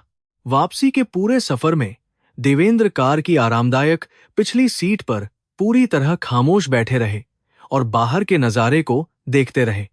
मुंबई शहर की ऊंची इमारतें और चमकदार सड़कें अब उन्हें अपनी सफलता का महान प्रतीक बिल्कुल भी नहीं लग रही थीं। उनका सारा ध्यान धारावी के उन बीमार और कुपोषित चेहरों पर टिका हुआ था जिन्हें देखकर उनकी रूह बुरी तरह कांप उठी थी। उन्होंने अपनी जेब में रखे उन पुराने और फटे नोटों को निकाला जो सीता के महान बलिदान के गवाह थे। अब यह पैसा उनके नए जीवन की नींव था। अपने विशाल और आलीशान महल में कदम रखते ही देवेंद्र ने अपने जीवन का सबसे बड़ा और महत्वपूर्ण फैसला बिना किसी देरी के ले लिया। उन्होंने अपने नौकरों को सख्त आदेश दिया कि उनकी सारी महंगी शराब और दिखावे की चीजों को तुरंत इस घर से बाहर फेंक दिया जाए। अगले ही दिन उन्होंने अपनी कंपनी के सभी बड़े अधिकारियों और वकीलों की एक बहुत ही जरूरी आपातकालीन बैठक अपने मुख्य कार्यालय में बुलाई। उनका यह अचानक लिया गया कड़ा फैसला देखकर सभी अधिकारी बहुत बुरी तरह से चौंक गए और हैरान रह गए थे। बैठक में देवेंद्र ने शांत और गंभीर आवाज में घोषणा की कि वह अपनी कुल संपत्ति का 60% हिस्सा समाज सेवा के लिए दान कर रहे हैं। इस भयानक और अकल्पनीय फैसले को सुनकर पूरे कमरे में एक बहुत ही भारी सन्नाटा पूरी तरह से पसर गया था। किसी को भी अपनी कानों पर बिल्कुल विश्वास नहीं हो रहा था कि देश का सबसे लालची और स्वार्थी अरबपति अचानक इतना बड़ा संत कैसे बन गया। लेकिन देवेंद्र का इरादा हिमालय के उस विशाल पहाड़ की तरह पूरी तरह से अटल और मजबूत था जिसे हिलाना असंभव था। देवेंद्र ने अपने वकीलों को एक विशेष ट्रस्ट बनाने का सख्त निर्देश दिया जिसका मुख्य उद्देश्य धारावी की उस गंदी बस्ती का पूरी तरह से विकास करना था। उन्होंने साफ शब्दों में कहा कि इस महान काम में पैसे की कोई भी कमी बिल्कुल नहीं आनी चाहिए और ये काम युद्ध स्तर पर होना चाहिए। वह उस जगह पर एक बहुत बड़ा और आधुनिक अस्पताल बनाना चाहते थे जहां हर गरीब इंसान का मुफ्त और बेहतरीन इलाज पूरी तरह संभव हो सके। वह सीता के उस महान बलिदान को अमर और पवित्र रूप देना चाहते थे। अस्पताल के निर्माण के लिए जमीन ढूंढने का काम बहुत ही तेजी के साथ शुरू कर दिया गया और इसमें कई बड़ी प्रशासनिक मुश्किलें सामने आईं। लेकिन देवेंद्र ने अपने राजनीतिक रसूख और बेतहाशा दौलत का सही इस्तेमाल करते हुए हर बड़ी से बड़ी रुकावट को पूरी तरह खत्म कर दिया। वह खुद हर दिन उस गंदी बस्ती में जाते थे और निर्माण कार्य की बारीकी से पूरी निगरानी करते थे ताकि किसी भी काम में कोई कमी ना रह जाए। उनका विदेशी सूट अब एक साधारण सूती कुर्ते में बदल चुका था। देवेंद्र ने अपने माथे पर लगा हुआ अहंकार का वह झूठा और भारी मुकुट पूरी तरह से उतारकर हमेशा के लिए नीचे फेंक दिया था। अब वह धारावी के उन गरीब और बीमार लोगों के बीच जमीन पर बैठकर उनकी तकलीफों को बहुत ही ध्यान और प्रेम से सुनते थे। उनके इस महान बदलाव को देखकर बस्ती के सभी लोग उन्हें किसी भगवान की तरह प्यार करने लगे थे। लेकिन देवेंद्र हाथ जोड़कर उन्हें समझाते थे कि वह कोई भगवान नहीं बल्कि एक पुराना कर्ज चुकाने वाला पापी इंसान है। 2 साल की लगातार और दिन रात की भयानक मेहनत के बाद आखिरकार वह शानदार और भव्य अस्पताल पूरी तरह से बनकर तैयार हो गया था। इस अस्पताल की चमक और आधुनिकता देखकर मुंबई के सबसे बड़े और महंगे निजी अस्पताल भी पूरी तरह फीके और छोटे लगने लगे थे। अस्पताल के मुख्य प्रवेश द्वार पर सफेद संगमरमर से एक बहुत खूबसूरत पट्टिका लगाई गई थी जिस पर सोने के अक्षरों में सीता मेमोरियल अस्पताल लिखा था। यह नाम एक गरीब महिला के महान बलिदान की अमर और सच्ची कहानी था। अस्पताल के उद्घाटन के पवित्र दिन कोई बहुत बड़ा राजनेता या कोई मशहूर फिल्मी सितारा वहां लाल फीता काटने के लिए बिल्कुल नहीं बुलाया गया था। देवेंद्र ने बहुत सम्मान और आदर के साथ कबीर और उसकी छोटी बेटी मीरा को उस विशाल मंच पर मुख्य अतिथि के रूप में आमंत्रित किया था। जब मीरा ने अपने छोटे हाथों से लाल फीते को काटा तो मौजूद हजारों गरीब लोगों की आंखों से खुशी के आंसू छलक पड़े थे। देवेंद्र उस भीड़ में सबसे पीछे हाथ जोड़कर शांति से खड़े थे। अस्पताल के सफलतापूर्वक चालू होने के तुरंत बाद देवेंद्र ने अपना सारा ध्यान मीरा और बस्ती के दूसरे बच्चों के लिए एक बहुत बड़ा स्कूल बनाने पर लगा दिया। उन्होंने धारावी के बीचों बीच एक ऐसी आधुनिक शिक्षा की शानदार इमारत खड़ी कर दी जहां हर एक गरीब बच्चे को मुफ्त किताबें और उच्च स्तर की पढ़ाई मिल सके। मीरा अब उस पुराने स्कूल की जगह इस नए और आधुनिक स्कूल में एक साफ सुथरी वर्दी पहनकर पढ़ने के लिए जाती थी। बच्ची के डॉक्टर बनने के सपने को मजबूत पंख मिल चुके थे। देवेंद्र को अब यह बात बहुत ही अच्छी तरह से समझ में आ गई थी कि कर्मों का असली हिसाब बैंक के किसी भी रजिस्टर में दर्ज नहीं होता। यह हिसाब उन हजारों मुस्कुराते हुए चेहरों पर साफ लिखा होता है जिन्हें आप उनके गहरे दुख और भयानक बीमारी के अंधेरे से हमेशा बाहर निकालते हैं। उन्होंने अपने महंगे और चमचमाते जीवन को पूरी तरह से त्याग दिया था और अपना सारा समय इसी बस्ती की भलाई में लगा दिया। उनका मन अब पूरी तरह शांत और स्थिर था। समय का वह तेज पहिया अपनी पुरानी और उसी अबाध गति से आगे की तरफ बढ़ता रहा और देवेंद्र का उस छोटी सी झोपड़ी से बहुत गहरा रिश्ता बन गया। वह लगभग हर रविवार की शाम को अपने सारे काम छोड़कर कबीर के पास जरूर जाते थे और उससे जीवन के गहरे और आध्यात्मिक विषयों पर लंबी बातें करते थे। कबीर भले ही अपनी आंखों से नहीं देख सकता था, लेकिन उसकी आंतरिक दृष्टि देवेंद्र के किसी भी गुरु से कई गुना ज्यादा साफ और सच्ची थी। दोनों दोस्त एक जान बन चुके थे। भारतीय संस्कृति में हमेशा से यही माना जाता है कि इंसान खाली हाथ ही इस दुनिया में जन्म लेता है और मरते वक्त भी उसके दोनों हाथ पूरी तरह खाली होते हैं। देवेंद्र को यह परम सत्य अब गहराई से समझ आ चुका था कि उसकी दौलत उसे कभी मौत से नहीं बचा सकती, बल्कि उसके कर्म ही सच्ची अमर पहचान बनेंगे। सीता ने अपने शरीर का बलिदान देकर जो धर्म कमाया था, वही धर्म अब देवेंद्र को लाखों लोगों की जान बचाने के लिए प्रेरित कर रहा था। यह कर्मों का चक्र था। देखते ही देखते 5 लंबे और खूबसूरत साल किसी हवा के झोंके की तरह तेजी से गुजर गए और धारावी की वह पुरानी तस्वीर अब काफी हद तक बदल चुकी थी। अब वहां खुले नालों की भयंकर बदबू की जगह पक्की और साफ सड़कों की सुंदर महक पूरी तरह फैल चुकी थी। बीमार बच्चों की दर्दनाक और कमजोर खांसी अब स्कूल के मैदानों में गूंजने वाली उनकी हंसियों में बदल गई थी। इस पूरे चमत्कार के पीछे केवल देवेंद्र का वह दृढ़ और पवित्र संकल्प ही मजबूती से खड़ा था। सीता मेमोरियल अस्पताल अब पूरे देश में मुफ्त और बेहतरीन चिकित्सा सेवा का एक बहुत ही महान प्रतीक बन चुका था, जहां दूर से मरीज आते थे। इस अस्पताल ने अनगिनत गरीब महिलाओं को सीता की तरह मरने से हमेशा के लिए बचा लिया था और उनके परिवारों को नई उम्मीद दी थी। कबीर हर रोज सुबह अपनी लाठी के सहारे उस अस्पताल में जाता था और मंदिर में भगवान के सामने बैठकर शांति से प्रार्थना करता था। उसे अपनी पत्नी के बलिदान पर गर्व और बहुत खुशी महसूस होती थी। आज एक बहुत ही खास शाम थी और सूरज धीरे धीरे मुंबई के उस विशाल अरब सागर में डूबने की तैयारी शांति से कर रहा था। देवेंद्र हमेशा की तरह एक बहुत साधारण सफेद कुर्ता पहने हुए अपनी गाड़ी से उतरकर धारावी की उस पुरानी गली में दाखिल हुए। अब उनके साथ हथियारों से लैस कोई भी डरावना अंगरक्षक नहीं चलता था, क्योंकि इस पूरी बस्ती के गरीब लोग ही अब उनकी सबसे बड़ी ढाल बन चुके थे। वह सीधे कबीर की उस टिन वाली झोपड़ी की तरफ चले गए। झोपड़ी का वह पुराना और जंग लगा दरवाजा हमेशा की तरह आज भी खुला हुआ था और अंदर से मिट्टी के चूल्हे पर रोटियां सेंकने की मीठी महक आ रही थी। देवेंद्र ने अपने महंगे जूते बाहर उतारे और बहुत सम्मान के साथ नंगे पैरों से उस कच्ची मिट्टी पर कदम रखा।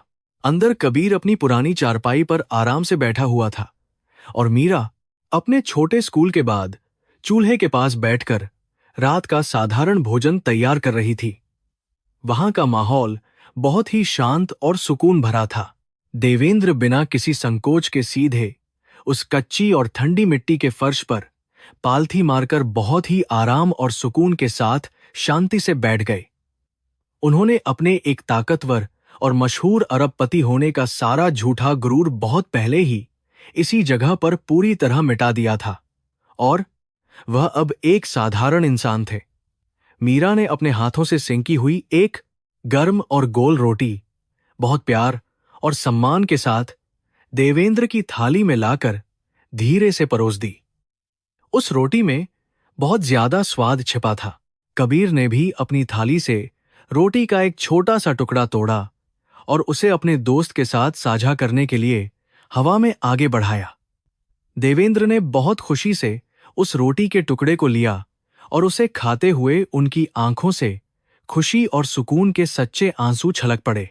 ये आंसू अब किसी अपराधबोध या पुराने पाप के नहीं थे, बल्कि उस असीम शांति के थे जिसकी तलाश वह पिछले 20 सालों से लगातार कर रहे थे।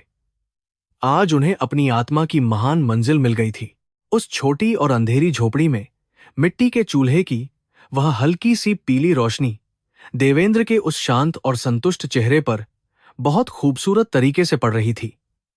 उन्होंने इस बात को गहराई से महसूस किया कि उनके बैंक खाते में रखे अरबों रुपये कभी भी उन्हें ये अमूल्य मानसिक शांति नहीं दे सकते थे। यह सच्ची खुशी और संतुष्टि केवल निस्वार्थ त्याग, महान प्रेम और दूसरों के दुख दूर करने के उस महान कर्म से ही मिल सकती है। उनका जीवन अब पूरी तरह से सार्थक बन चुका था। देवेंद्र ने भोजन करने के बाद अपनी जेब से वह पुराना और फटा हुआ 50,000 रुपये का नोट निकाला जिसे उन्होंने इतने सालों से हिफाजत के साथ रखा था। उन्होंने उस पुराने नोट को मीरा के उन छोटे हाथों में प्यार से थमा दिया और उसे भविष्य के लिए एक बड़ी सीख दी। उन्होंने मीरा से कहा कि यह कागज का टुकड़ा तुम्हारी महान मां के पवित्र बलिदान की सबसे बड़ी निशानी है। इसे हमेशा याद रखना ताकि तुम कभी अपने असली और सच्चे धर्म से ना भटको। मीरा ने उस नोट को बहुत ही सम्मान के साथ अपने सीने से लगा लिया और उसकी आंखों में अपनी मां के लिए एक गहरा गर्व छलक रहा था। कबीर अपनी अंधी आंखों के बावजूद झोपड़ी के उस शांत माहौल में बहने वाली खुशियों की हर तरंग को गहराई से महसूस कर पा रहा था। आज उन तीनों लोगों के जीवन का वह दर्दनाक अधूरापन पूरी तरह से खत्म होकर एक बहुत ही खूबसूरत और महान पूर्णता में बदल चुका था। भारतीय समाज की यह सबसे बड़ी और सच्ची जीत थी। बाहर आसमान में अब अनगिनत चमकते हुए तारे पूरी तरह से निकल आए थे और पूरी धारावी बस्ती धीरे धीरे एक गहरी नींद की आगोश में समा रही थी। देवेंद्र उस झोपड़ी के दरवाजे पर खड़े होकर उस चमकते आसमान और शांत बस्ती को बहुत सुकून और खुशी के साथ एकटक देख रहे थे। आज उनके पास दुनिया की किसी भी दूसरी चीज से बहुत ज्यादा वह सच्ची दौलत थी जिसे कोई इंसान कभी चुरा नहीं सकता था। वह दौलत उनके निस्वार्थ कर्मों और एक सच्चे दोस्त के महान प्रेम की थी।